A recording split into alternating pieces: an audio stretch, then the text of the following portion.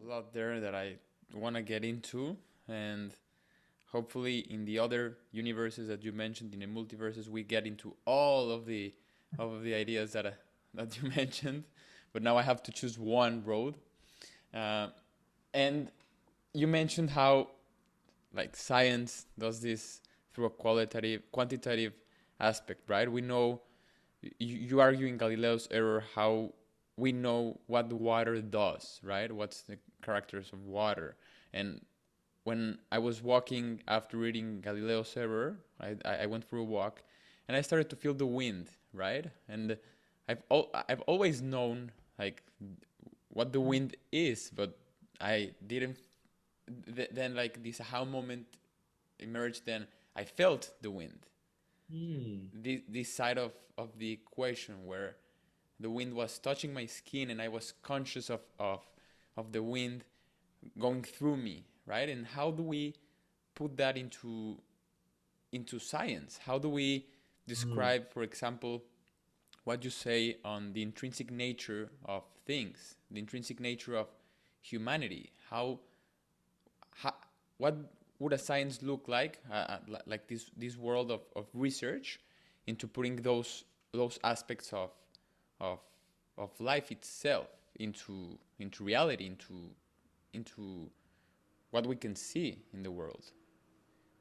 Hmm. Yeah, that's a really interesting example. So, I mean, coming back to Galileo for a second, I mean, those qualities I talked about before Galileo, following Aristotle, people thought those qualities were out there in the world. You know, you have colors on the surfaces of objects and smells floating through the air, and maybe the coldness of the wind, is was a feature of the wind. There's heat and cold were as we experience them were out there in reality. And then after Galileo, all that's stripped away to a very austere world where you've just got purely mathematical quantitative properties, size, shape, location, motion. Um, so what's happened to these qualities, these colors, sounds, smells, tastes? So Galileo said, well, they're just in they're in the soul. Um, they're let's put aside the soul. Let's say, they're in the mind, they're in Mm. your head. But still, okay, fine. Maybe they're not out there in the world. Maybe they're just in my head.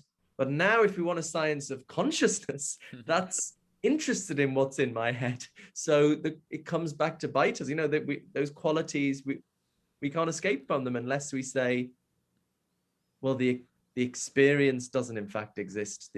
And this is what some people defend. My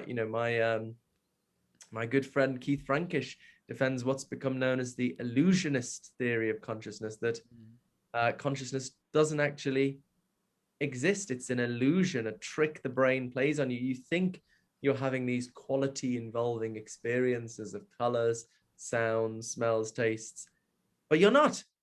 It's an illusion. And I have some interesting discussions with him, but I mean, I think like many people, I just find that position intolerable, because I think the thing we are most certain about is the reality of our own experiences, the qualities of our experience. you Right. know Maybe I'm in the matrix, maybe the external world doesn't exist, but I know my experiences exist. I'm immediately aware of them. So